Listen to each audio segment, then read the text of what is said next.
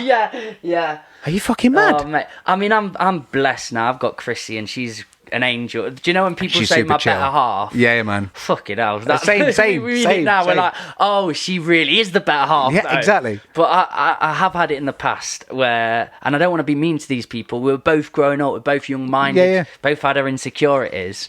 But you know for a fact you've done something to piss them off. Yeah. And you have to go and endure 4, 5, 6, maybe a whole day of just shit and just like downplay and just tedious, like creeping, everything, giving you one-word Mate. answers, and then you're just like, hey, do you want a cuppa? Do you want anything? And then the next day they're like, oh yeah, it's when you said that thing. You're like, we could have done this like 24 hours and ago. I wasn't even talking about you, dickhead. We could have resolved it then, but they just want you to feel that pain for a while. And I think women, and it's not being sexist, but to say, I heard this in a Joe Rogan, it made so much sense to me, but to say men and women are the same is like saying a cat and a dog are the same a lot of the time. If you throw a ball for a cat, it's not going to go and fetch it. No. And they do internalise stuff. And if it more. does, that's a weird cat. The thing is, Do you know what I mean? But some cats will maybe. Yeah. And there are different examples and people are very different. But on the whole, we've got a genetic makeup. We've got our brains working in certain ways.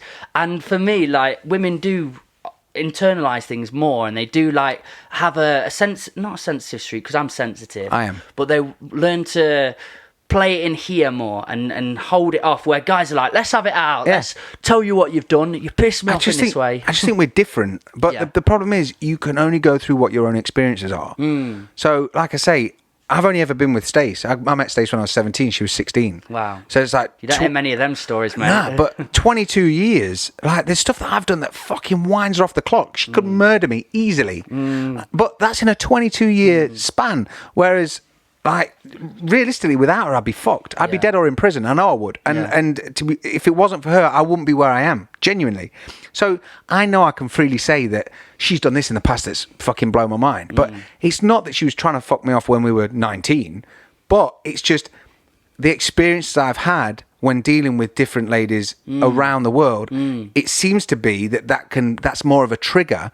Whereas, like, even when I'm talking to my brothers or friends or whatever, I'm like, bro, what the fuck are you doing? He's like, what? You did that? It's like, oh shit, sorry, my bad. You go, yeah, don't worry about it. But because I don't want to feel hurt, or I don't want to feel frustrated or drag something out. I just want to go, bang. Like, my way of dealing with something is talk it out, because a lot of the time there's just an explanation. It's quite a masculine way of dealing with that. Yeah, I do. I think that's where we've had such a peak and an uprise in mental health in young women because of social media.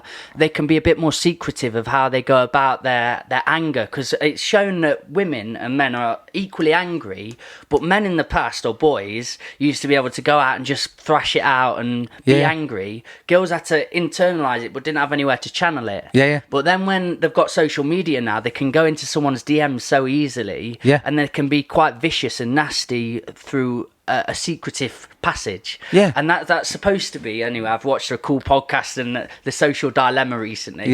That was trying to explain why the uprise in female mental health has been just absolutely peaked at the minute, and that's a part of it. I think that's mental health across the board, because a lot of the times it's when people say it's okay to not be okay.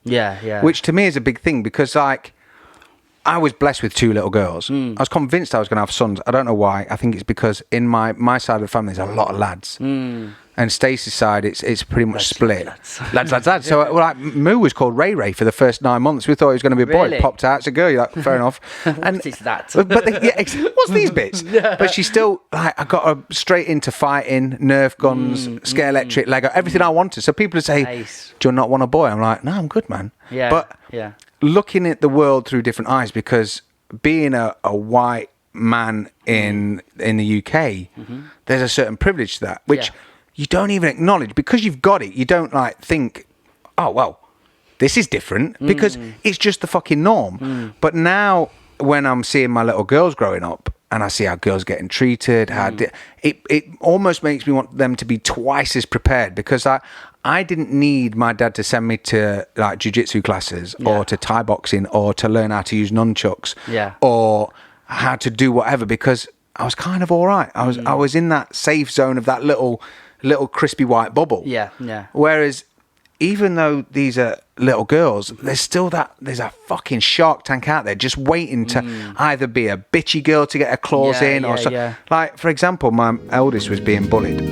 I was bullied. I fucking hate bullies because worst thing ever, man. They're just